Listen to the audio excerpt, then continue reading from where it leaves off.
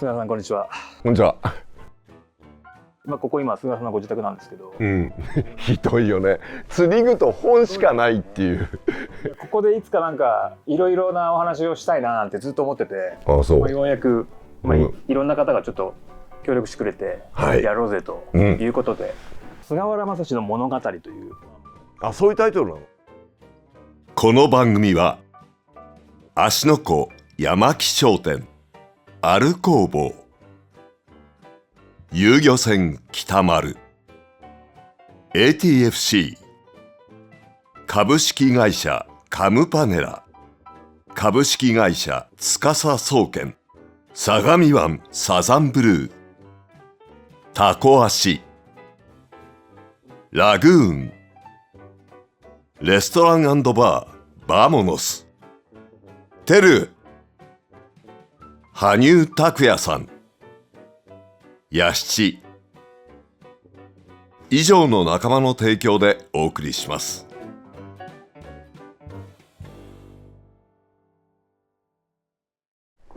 思いはですよ、だいぶお付き合いも長くなり長いね。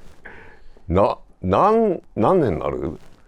多分ですね、五畳半の狼が始まったのが、2002僕が会社入ったのが2000年なので2002年とかなんですよ。だから20もう四半世紀近く。五畳半の狼だけど18年ぐらいやったもんね。ありましたね。ねえ、俺は岡野にさ、岡野という存在、ディレクターとしてのねを初めてやっぱり、こいつ絶対何者かになるなと思ったのは、それまで釣りビジョンってさ、どちらかというとスポーツ番組を作る人たちとかが集まって、釣り番組作りましょうみたいな感じだったじゃない。でね、専門的な話だけどナレ原って言って、いわゆるナレーション原稿、つまり釣り番組を扱う、そのナレーションの原稿が来るわけだけど、用語が結構ミスがあるわけよ。釣り用語って難しいじゃん。ね。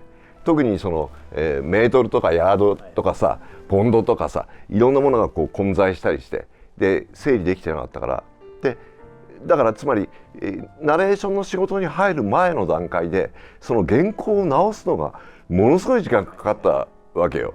その時にこれ僕のデビュー作なんですけど、菅さんちょっと読んでくれませんかって、その岡野がね、若き岡野が、北里大学の水産を出たばっかりの若き岡野が俺のところに台本を持ってきた。でそれは村田萬さんの鮎の番組だったでしたね。懐かしいですね。懐かしいでしょ。そう、萬さんも去年ねお亡くなりになられて。そうで読み始めたらさ、一言も直しがないわけよ。ね、こいつすげえなって思ったのが、その岡野との出会いの最初の頃、四半世紀前ですよ。だったよね。でも四半世紀前って菅原さんいくつですか？俺は30代だよ。ですよね。今は僕よりも若かったってことですよね。でもそうやって考えたらやっぱ長いですね。それはね、みんな年取るわけですよ。そうか、四半世紀ね、長いですよ。菅原さんと五畳半の狼とかずっと一緒にやってて、その菅原さんがいつもこうどちらかというと人の話を引き出すそうなんだったじゃないですか。そうなんで、釣り人の話聞くの面白いじゃない。面白いですよね。その人となりが分かってさ、面白いですよね。本当に人生がね、いろいろありましたからね。そう、なんかそんなのもあったんですけど、なんか逆にこうふと会社辞めていろいろ考えてたら、いや菅原さんの話意外とみんな知らないだろうなと思って。あんまりこう自分の話を、なんか俺そのどこでこんなの釣ったとか、この魚きれいだろうとか、なんかそういうのってなんかちょっと気恥ずかしいしさ、あちこち行ったけど、だけどなんか自分の話をするのはどちらかというと、苦手っていうかね。あんまりこういいものじゃないですよね。でしょ？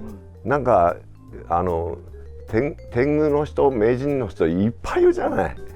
でなんか俺は釣りがただ好きなだけで、別にそのいわゆる釣りのプロではないし、メーカーがねこう背負ってるわけでもないし、お世話になってるところは何社もあるけど、特定のここのルアーをここのフライをここのロードをここのリールを PR しなきゃならないとかそういう立場ではないので、もうただの本当釣り好きなおっさんいやいやでもなんかそこが意外とこう皆さんのリアルだと思うんですよ。やっぱほらテスターとかになっちゃうと、まあ、釣り具屋に行くこともなくなっちゃうじゃないですか、その、ものを買うという楽しみがね。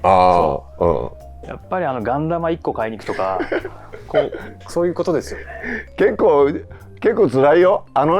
その俺も当然釣り具屋さん行くわね。で本当に買いに行くのはスプリットリング1個だったりとか、ね、ガンダマ1個だったりするのよ。ところがね、釣り具屋さん行くとさ、釣りビジョンが流れてんじゃん。で俺が喋ってたりするわけよ。そうとさ、ガンダマ1個で買えるかみたいなさそう、わかる？菅原さんガンダマなんですかみたいなそうもっと面白いのはこう釣りしてんじゃん。例えばこう琵琶湖とかでさ、こう打ってるじゃんとさ、向こうからこう船が来てさ行き合うわけよとか、あるいはおかっぱりの人がこっち見るわけよ。でさ、俺の顔見てね、あ、菅原さんって言うわけ。菅原さんって釣りやるんですねって言うんだよ切ないですね何やってんすかここで、いや釣りやってんだよって言うんだけど、そのやっぱ五畳半の狼っていうトーク番組でずっと菅原さんという人は五畳半でいろんな名人上手の人と話をしてる人っていうイメージがすごく強くて、実際にその釣りをやる人だと思ってなかったっていう。なるほど。ちょっと寂しいですよね。そういうのはあるみたいね。僕なんか逆にあれですよ、その菅原さんっていう存在自体は、あれですよ、それこそやっぱナレーションですよね。辻井さんのビデオとかですね。やりましたね。やりましたね。あとは J-WAVE ですね。さ、ラジオって恐ろしいよね。この間もある席で古い、ベテランのフライフィッシャーの方とちょっとお話しするおっしゃってましたね機会があってで、とあるカオスな回ですね。そう、とあるカオスな回でちょっとお話したらさ、 J-WAVE で話した頃のねことを記憶してるのさ。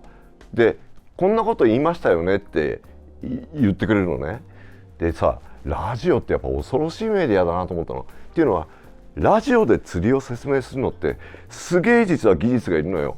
テレビだったらさ、仕掛けこれです、ロッドこれです、リールこれですで済んじゃうところが、いやいや胴付き仕掛けはこうでみたいな、餌はこうつけてっていうのを言葉で説明しなきゃならないっていうのは、これはね相当なその技術が難しいんだよ。言語化の本当原点ですもんね。そう、前釣り人社の社長だった鈴木康友さんがね NHK の朝のラジオ番組で毎週釣りのお話をしてたのね。で安友さんのさ、その言葉の背後にねもう情景が見えるようなのさ、その釣りのその時は水郷地帯の細の、小舟釣りのお話をしてたんだけど、もうまるでそのいわゆる茨城県地方のさ水郷のいわゆる、戦後にどんどん開発が進んでコンクリート化されたその水路がね今老朽化して瓦解して、その崩れた水路に魚たちがみんな帰ってきてますよっていうお話を安尾さんその時してらしたのね。で、ああそうかと、ラジオで釣りを語るって実はこういうことなんだなっていうのを俺は当時、鈴木康友さんから学んだ感じで、ラジオってさことほどさようにそのもう何十年も前にちょっと話したことをさ、だから岡野だったら例えば吉田拓郎の「オールナイトニッポン」で自分がそれこそ中学生の高校生の頃聞いた拓郎のあの時あんなことを喋ったっていうのは覚えてるでしょ。覚えてますね。でしょ、だからラジオってねやっぱ恐ろしい、ある意味恐ろしい、人の心に残りますねメディアなんだなと思って。だってジングルなんてはっきり覚えてますもんね。でしょ、なんならそこの間に入った CM とかもやっぱ覚えてるし、でもそこはでもあれかもしれないですね。なんか鈴木康夫さんやっぱりこう書く人じゃないですか、もともとが、だからかもしれないですね。僕ら逆に映像屋の方がそれ苦手かもしれない。やっぱ言葉をねあれだけ扱ってきた人で、いろんなやっぱりその優れたアングラー釣り人、あるいはまあもう愛がもちろんご専門だけど、そういう釣り師たちの書くいろんなそのレポートをずっと毎号月刊釣り人で扱ってきたからこそだと思いますね。やっぱ情景を感じさせなきゃいけないじゃないですか、文字でその活字で、僕らやっぱ映像って見れば分かるっていう部分がやっぱあるから、そこに逃げちゃうんですよね、そうだから安本さんの話聞いて、一番その水郷地帯の老朽化してボロボロになったその水路に実は小魚たちが戻ってきてるんですよっていうだけでなんかわーってこう広がるじゃない。いいですよね情景が、ね、でしかもなんか魚が少なくなった、釣れなくなった、取れなくなった、釣り人のプレッシャーだとか漁師が取りすぎだとか、あるいは外来魚問題だとかいろんなことがある中で、その安本さんのそのお話がね素晴らしい、すごく希望に満ちてんな。つまりその高度経済成長の頃にいろんな乱開発があって、でもそれをそのままにしといたらそこが瓦解して壊れて、そこに魚が戻りつつありますよっていうのがすごくなんか俺ね展望に満ちた。まあそうですよね。やっぱ生き物たちってすごいっていうか、これなんかなんていうんですか、もう結構未来志向に今なりつつあるとは逆に思ってるんですよ僕も。っていうのもなんかそのこの社会制度になったのって、たかだか50年60年じゃないですか。その生き物たちの歴史からするとね一瞬のことだから、なんかあんまり環境問題とか心配してもしょうがないんだなって正直思います。だから鈴木さんなんかが一番ある意味では変わる悪くなるところを見てきてる世代だと思うので、また逆に良くなりつつあるところも見えてるっていうことだよね。一番そこを多分知ってるそうだよねと思うんで、そうとは思いますね。でも菅原さんのこの番組の中で、まあ今回1回目なので、ああそうか菅原さんの最初期の釣りはどんなだったんだろうなって、その菅原さんの釣りとの出会ったきっかけみたいなの、どこに住んでて、誰とみたいな話をちょっと聞きたいんですけど。ちょっとメモっておいたんだけどさ、今ちょっと昭和の話が出たじゃん。でもう俺も還暦すぎて、その自分のそのふるさとの昭和時代って遠くなったなって。でよくさ言われがちなことは昭和は遠くなりにけりだねって言うじゃん。でこれってさ古雪や明治は遠くなりにけりっていう有名な句、中村草田男のね。で草田男がその東京に雪が降りました。で雪が降り積もることによって近代化されつつあるその町が雪で覆われて、その情景は明治時代と変わらないと。なるほど。雪が降ることによって。ところがふと考えると、明治って自分が過ごした少年時代を過ごした明治期って遠くなっちゃったなって回顧してる句なんだよね。高浜教師とかの弟子ではあるんだけど、じゃあ草田男がその古雪や明治は遠くなりにけりって読んだの何年かなと思って調べたのよ。したら昭和6年なんだよ。1931年、で明治っていうのは1912年で終わってるので、大正時代を挟んで昭和でしょ。でだけどわずか19年前なんだよ。草田男が明治は遠くなりにけりって言った。今さ昭和は遠くなりにけりって言うけど、昭和っていうのは1989年で終わってるので、平成を間に挟むとさもっと前じゃんっていう、38年も前なんだよ。もう恐ろしいですよね。恐ろしいでしょ、でそうか、そうだからその自分の少年時代の釣り、俺が初めてその釣りを始めた頃の話って実はとんでもなく昔なんだなっていう。いやまあね、その話からするとそうなりますよね。だよねと思ってさ、でこれ見てる皆さんにご紹介したいんですけど、菅原さんにこのちょっと番組のタイトル書いてくださいなんて無理なお願いして、こんな絵を描いていただいたんですけど、もう夕べ2時間で描いた。ありがとうございますルアーリールは分かるんですけど、この絵日記ってなんかここにありますけど、これ何ですか？これこの話する？これはしといた方がいいと思いますよ。これ何でしょうこれ？これね実はね、その1970年、昭和45年の小学校2年生の時の俺の日記なのよ。でね、これなんでこれあるかっていうと、おふくろが4年前に亡くなったんだけど、亡くなった時におふくろの遺品をいろいろ整理してたらこれが出てきたんだけど、そのおふくろが俺が若い頃に釣り雑誌にルアー情報とかソルティとかシーバスマガジンとかにこう大抵イラストと釣りの文章を書いてるじゃない。でその時におふくろがね、あんた小学生の頃と同じことやってるねってね。でこんなの出てきたわよっておふくろが見せてくれたのよ。でこれはこう見ると分かるんだけど、2年2組菅原正史って2年2組菅原正史書いてあるんですね。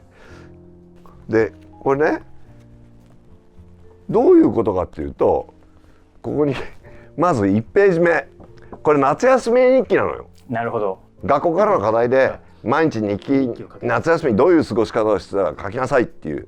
でね、これ書いたその小学校2年生の俺、正史少年はこれちょうどね1970年なのよ、この昭和45年って。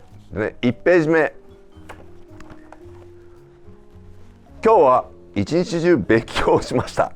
手が痛くなりました。鉛筆ずっと握って痛いんじゃない？でも我慢をして勉強をしました。終わってほっとしました。相模川へ釣りに行きたいですって書いてあるんだよ。ね、これはもう親父やおふくろにね、こんだけ勉強したんだからもうご褒美の釣りをと、釣りに行っていいだろうっていうそのことなわけよ。でね、ここ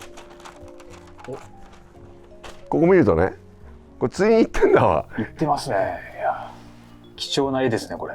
はい、釣ってますね。そうナマズいますね、明らかに。これ小学校2年生の時の俺のクレヨンで描いた俺の絵なんだけど、林道で僕は、21匹取りました。道お兄ちゃんが30匹取れましたって書いてある。この道お兄ちゃんっていうのは俺より5歳年上で、俺の父親の妹の息子。もう実は、鼓膜下血腫って頭の病気でね、もう亡くなっていないんだけど、でね、これがすごいんだよ。何日ですか？7月30日。7月30日木曜日。僕はお父さんと伊勢丹の屋上の金網が張ってあるところへ行くと、カブトムシやクワガタが入ってました。要するに今ペットショップとか行くとさ、水槽で売ってんじゃん、カブトムシとかクワガタとか。なんならプラスチックケースなんか入ってますよね。でしょ。それ当時そのデパートの屋上ってさ、ある種子供の遊び場、遊園地とかもありましたもんね。そうでしょ。でそこにさ、ちゃんと伊勢丹は檻を作って、要するに疑似昆虫採集体験ができるようなのを1970年に新宿伊勢丹の屋上にこれあったわけだよ。でね、これよく見るとさ、ジャイアンツの帽子をかぶった俺がね、正史少年がいますね。いるんだ。いまだに巨人ファンだけど、いますね。もうこの頃王選手に夢中よ俺は。人は変わんないもんですね。でね、ここが注目なんだけど、帰りの小田急線の中でカブトムシが動いてスズムシが鳴いてましたって書いてあるんだよ。以上、小田急の中でこのカブトムシがガサガサ動き。これ厚木に帰る途中ですよね。そう、僕の家は当時、厚木に、今でも実家あるけども。どの辺で泣いたんですかね。落ち着いた相模大野あたりですかね。相模大野あたりで泣いたのもね相模大野あたりで多分そうなんだよ。でね、これがね8月5日水曜日、今日はお父さんと車で富山に行きましたっていうのは、うちの父親は、飛島建設のほぼ 100% 下請けの会社だったんだけど、建設機械のメンテナンスとか、そういうのやってたのね。で当時ね、それとは別に富山生コンっていう会社があるんだけど、その生コンのバケットプランチャーって言ってね、よく、田舎の河原行くとこう大きなプラントが立ってて、こう斜めにこうなって、つまり水を川から採取してセメント混ぜて石とでダーッと流す。あれが壊れたので、その父親がそのメンテに行くと。でお前釣り好きだから一緒に乗ってこいと。夫さんは釣りされなかったんですか？この時俺仕事だったから。あ、なるほど。はいはいはい。あ、じゃあ仕事してる間に釣りしてると。そうそう。っていうのはプラントの上から見てりゃ子供が釣りしてるの見えるじゃん。はいはい、目を離すことはないと。ね。はいはいはい、でまあでも親父は高いとこから見てたわけだよ。でこれ松田の多分ルーチェかね、広島出身の岡野君だったら分かると思うんだけど、あるいはグランドファミリアの、でもなんかグランドファミリアっぽいですけどね。グランドファミリアのバン、これが当時うちの父親が乗ってたそのグランドファミリアのバンと次ルーチェだったかな、うちずっと父親はもう終生松田の松田車だったので、そうでここに俺が寝てるんだよ。本当だ、寝てますよ。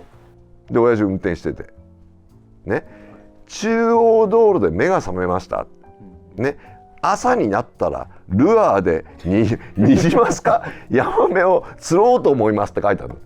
いいですね。で翌日になりました。釣ってんだよ。釣ってますね。小学校2年生の俺。いいですね。これルアーだよ。だってこのトレブルフックがこのガチガチにダブルバーブですね。すごいでしょ。スピナーですかね。まあ当時のドロッペンかブレットンとかアグリアロングとかアルターとかセルターとか。アグリアロング懐かしいですね。ね。でちゃんとさこうヤマメっぽくなってんじゃん。なってます。僕はお父さんと富山目指して走っているとダムがあってニジマスがスイスイ泳いでましたと。でもあまり流れがなくて、釣れませんでした。ね、流れが来るとすぐにスピナーでヤマメが釣れました。で綺麗でしたって書いたんだよ。いいですね。まさし少年の心はそう素晴らしい。釣れたそのルアーで釣れたヤマメにまあ子供の頃にやっぱ感動したんだろうね。っていうのは俺の家は相模川でも下流の方、厚木市でも平塚市に一番近い方なので、皆さん新幹線に乗ると相模川鉄橋を渡りますけど、そこで見えるこう風景、辺りが僕の少年時代のホームグラウンドだったので、そこには確かに、ね、ヤマメとかもね、渓流いないわけだよね。でも小学校2年生の俺はその富山に行く途中、これ多分ねその高原川とか辺りだと思うんだよ、神通川の支流の。そこでルアーでだからヤマメを釣ったって。これがだからなんていうの、俺実を言うとその自分が竿を振った最初の思い出って覚えてないんだよ。まあそれぐらいもう日常だったんでしょうね。父親から釣りを仕込まれて、でルアーも本当に早いうちからフライもそうなんだけどやれとっていうのは餌釣りでいっぱい釣らしといてルアーで釣らせるわけよ。どっちが面白いってわけよ。まあそういうことですよね。教え方上手ですね。そうだからこれは父親はすごく釣りに対してストイックで厳しい人だったけど、教え方はそういう意味ではある意味正しかったなって思ったりするな。でね、釣りしてますね、夏休み。そうでね、釣りだけじゃないんだよ。これね、うちの父親は実家が庄内、山形県の鶴岡市、でこれ湯の浜海岸か由良海岸だと思うんだけど、いわゆる、東北地方の人みんな知ってると思うんだけど、人面魚で有名な善宝寺の貝羽の池ってあるじゃない、人面魚で有名になったすぐ裏側も日本海で海岸なんだよね。でそこで僕はお父さんやひろみたちと泳ぎました。これ海水浴をしてるわけだけど、水がとてもきれいでしたとね。フグの子供がたくさんいました。フグの種類を図鑑で調べてもよくわからなかった、残念でしたって書いてあるんだよ。8月ですよね。そう8月7日何フグなのか図鑑で見てもよく難しかったんだなっていう、そんなことが書いてあります。盆踊り大会だったりでね、こうここにさ小学校にプールがなかったの。それが学校にプールができた感動を書いてあるんだけど、なるほど。そうだから学校って書いてあってすごいザンバラ髪のめっちゃ泳いでますね。めっちゃ泳いでるんだけど、でね明日は釣りに行きますって書いてあるやっぱり釣りかと。でねプールに魚はいないと。その翌日いや行ってますねこれまた。行ってでしょ。やってるわこれ。これやっぱりいとこの道夫さんと釣りしてんだわ。で道夫さんはこうゴミ釣っちゃって、穂先にトンボが止まってんだよね。でオスのヤマベを釣りました。ヤマメではなくヤマベね。おいかですね。そう、を釣りましたって書いてあるんだ。で次のページはさ、今度はさ船作ってんだよ。作ってますねこれ。これ船ですわ。ね、あまり良い船ではありません。バルサイタとモーターでスクリューが動く船ですって。でも小学校2年生でさバルサキってさすごいですね。モーターつけてさ、まあマブチのスイッチモーターで遊んだりもしたけど、自分で船作ってみようっていう。それが素晴らしいですね。ね、そうなんだよ。でしたら翌日風邪ひいて寝込んじゃってさ少し吐いてしまいましたって。だいぶしんどそうですよ。で翌日ね注射打って打たれてますねこれ。だいぶ。でね、その後僕は裏のおじさんと、裏のおじさん裏のおじさんいいですっていいね。ぞそういうのがいいですよね。ね、刀の展覧会に行きました。まあなんか刀刀剣マニアだったのかな、裏のおじさんが。で連れてってやるよって連れてってくれて、で本当の目的はね、その帰りに羽田空港によってジャンボジェットを見てきました、ね、そして晩ご飯におでんなどを食べましたってそしてジャンボジェットの絵を描きましたって。確かにこれジャンボっぽいでしょ。ジャルですね。頭でかいですからね。で JAL って書いてあるんだ、で調べてみたらさ、改めて1975年70年つまり、昭和45年に JAL はジャンボを就航させてんだよ。ジャンボジェット747を。だからでかい飛行機だなって子供の頃にやっぱ感動したんだろうね。そうで、なぜかっていうと1970年はオリンピックの後に、まあオリンピックでこう経済成長を遂げて、その後に大阪で万博が開かれるじゃん。太陽の塔の時ですね。岡本太郎の高さ70メートル。脈々じゃない方ですね。脈々の前よ。前ですね。1970年のこんにちはの年よに向けてジャンボが就航したという。なるほど。だからどんな時代だったかというと、その書き始めの昭和45年1970年って大阪万博の年だけど、これね7月21日から始まってるでしょ、火曜日、はい、これのちょうど1年前、この日記を書き始めたちょうど1年前の7月21日にアポロ11号が初めて月面着陸してんだよね。でそのアポロ計画が成功してるから月の石を大阪万博のアメリカパビリオンに展示しましょうっていう、おそらくこれ YouTube ご覧になってる方で、いや懐かしい、並んだな、6時間並んだよとかさ、いるかもしれないですね。いらっしゃるでしょうね。ね、うん、という、いやそういう少年時代だったんですね。そういう少年時代。いやでもなんか羨ましいな。なんか一番こうワクワクしてた日本の少年たちかもしれないですよね。なんかさ、こうもうどこへ行っても何をやってもさ、前例がなかったり資料がなかったりから自分で考えて工夫したりとかっていうのが一番こうなんていうかな、旺盛な時じゃん、はい、その小学校の頃ってなんか空き地に棒切れ一本落ちてりゃそれですぐ鞍馬天狗になったりとかさ、月光仮面になったりとかさ、そういう少年時代じゃん。いいっすね。もう何でもこう遊ぶのはこれで遊びなさい、ルールはこうついちゃう、料金はこれですっていう、そのいわゆる管理教育が徹底して今の釣りがあるっていう時代じゃないから。ないですね。考えるしかないですもんね。考えるしかないでしょ。楽しいですよね。その好奇心を自分で満たせるっていうのは、やっぱ何よりもなんか幸せな時代だなとは思いますけどね。それちなみにこれもう夏休みだから、もう休憩のまさし少年じゃないですか。その厚木近辺ではどんな釣りしてたんですか？これ相模川っていう、これ源流は山中湖、富士五湖の一つね。でずーっとこう流れて途中桂川っていう名前になります。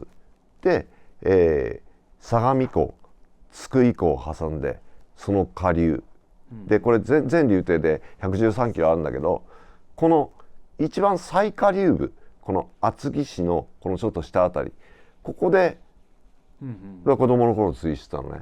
で最下流は今度相模川っていう名前が通称馬入川っていう、でこれは鎌倉に幕府があったからさ、源頼朝公がその架橋をする、その相模川に架橋した時に馬が落ちたっていうその故事に倣ってその馬入川っていう風な呼び方になったらしいんだけど、この馬入川に近い厚木市でも最下流の平塚市に近いところ、これここに伊勢原市って書いてあるけど、この下に平塚市ってあるけどね、こっち側が平塚市で、北側こっち側が、茅ヶ崎市のいわゆるサザンオールスターズとかのいわゆる、茅ヶ崎で、そうが湘南だから、どうしたかというとこっち側は西湘域だけど、この間を流れてるこの相模川で釣りをしてたのね、子供の頃って。なのでまあ何でもいた当時。なんかいい少年時代ですね。そういうのもね。いやでもリアルに見てみたいですけどね。ひげがない頃のまさし少年をお父ちゃんと一緒に釣りしてたところをね。写真いっぱいあるけどね。いやでも釣りってなんかそういうのやっぱね、僕なんかも原体験はやっぱ親と釣り行ったことが原体験なんでね、今の子にもやってほしいななんて思いますけど。なのでこれじゃないけどさ、やっぱりアーカイブしておくこと、いや本当ですね。大切だよな。大切ですね。だからこれ見てる人もさ、なんか改めて自分の地域の川とか、そうですね、湖とかあるいは海辺のそのことをもうちょっと目向けてみて、どうなったら子供の頃と比較するとかさ。そうですよね。でなんかそれを決してなくなっちゃったからって悲観的に見るんじゃなくて、そこでもう一回釣り糸垂れてみてほしいなとは思いますよね。そうだよね。あるいはかつて昔そこはどういうところだったのかとか、あるいはそれを今度自分の子供、いやもうそうですね。それは素晴らしいですね。今こうだけど実はお父さんが子供の頃はこうだったんだぜっていう話をね、やっぱ子供にしてほしいですね。よね。やっぱお前の学校のね、学校の校歌に出てくるこの川はさ、こんな魚いいんだぜって知ってほしいし。ああ、校歌ね。光る相模の流れ、光る若い命、伸びる日本の道、伸びる日本の命、いつまでもいつまでも相川の仲間励まし合って素晴らしい明日を築こうっていう校歌なんだけど、小学校ですか？小学校。光る相模の流れだよ。いいっすよね。光る若い命だよ。伸びる日本の道っていうのは、厚木は厚木インターができるんだよ、東名の。でも物流の拠点だったわけだよ。なのでそんな歌詞が織り込まれてるというね。なるほど。いやこれでもこのまま夏休みの菅原さんの話だけじゃなくて、もっと身近な釣りも聞きたかったんですけど、ちょっとさすがにあれですね、一本で収まらないですね。もうこれはもうこぼれ話か、次回にますかですね。ちょっと次あれですね、じゃあ菅原さんの日常の釣り、相模川とか、芦ノ湖とか、海とか、その辺をまたちょっと次回お願いします。はい。